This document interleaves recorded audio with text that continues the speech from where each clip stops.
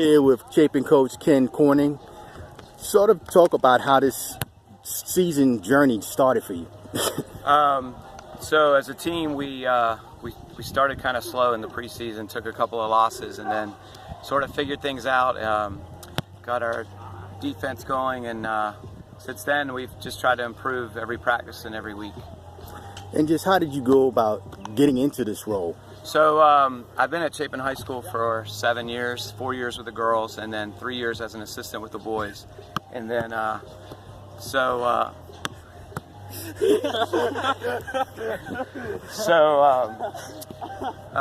when the Coach Sego had to leave, then I was appointed the coach at that point, about 10 or 12 games ago. Being that you were a part of the program, was that made it a more seamless transition? A lot of these guys, probably most of the seniors I've coached at South Carolina United Club when they were little guys, like 8 and 9 years old, and I've known them pretty much since then, and watched their games and knew them really well. So from the soccer point of view, it was a pretty easy transition as far as I know their personalities, I know how to motivate them.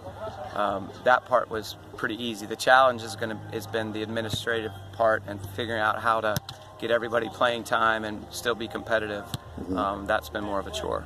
When you have a team with this many seniors, 16, do they coach themselves? Basically, yeah. Sometimes I say, I just point them in the right direction, but they know how to play soccer. They learned that through club, and they know how to play. I just tell them to keep chopping wood, keep going after it, and try to keep disciplined.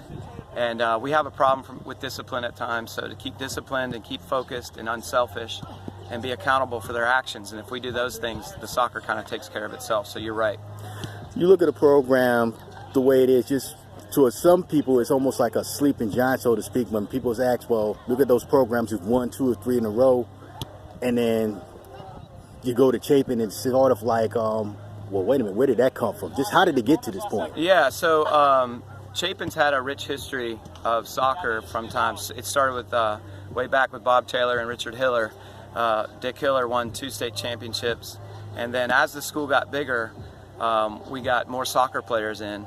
And I know on the girls' side and on the boys' side, this senior group has been very, very talented in this area: Dutch Fork, Irmo, Lexington, Chapin. So we're blessed with a lot of talent that build up from those young guys playing club all together, and they kind of know each other's thoughts and know what to stand each other very well. So the soccer just kind of follows from that, and it just kind of built over the years.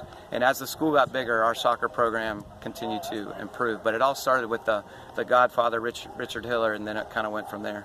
Well, you got a familiar foe in Eastside, the 3rd straight year. You're meeting them in the postseason, 2nd straight in the finals. When you have a team that's that familiar, is it less challenging to get these guys to stay focused? No, because under Coach Bosco and Coach Vaith the last couple of years, Eastside always gives us a good game, and we really, really respect them. So it's not hard to get up for them because we know how good they are and how good their program is every year. So they are 4A giants in soccer, and so you almost expect that you're going to against them at some point. It really motivates you. It's exciting to play against them. Well, not looking ahead past Friday or Saturday, but basically this weekend.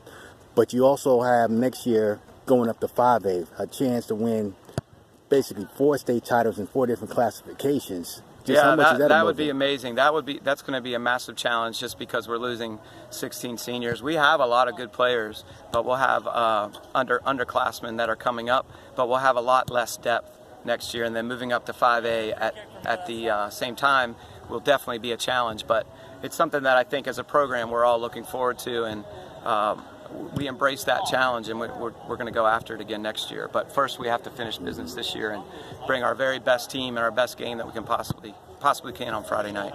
Okay.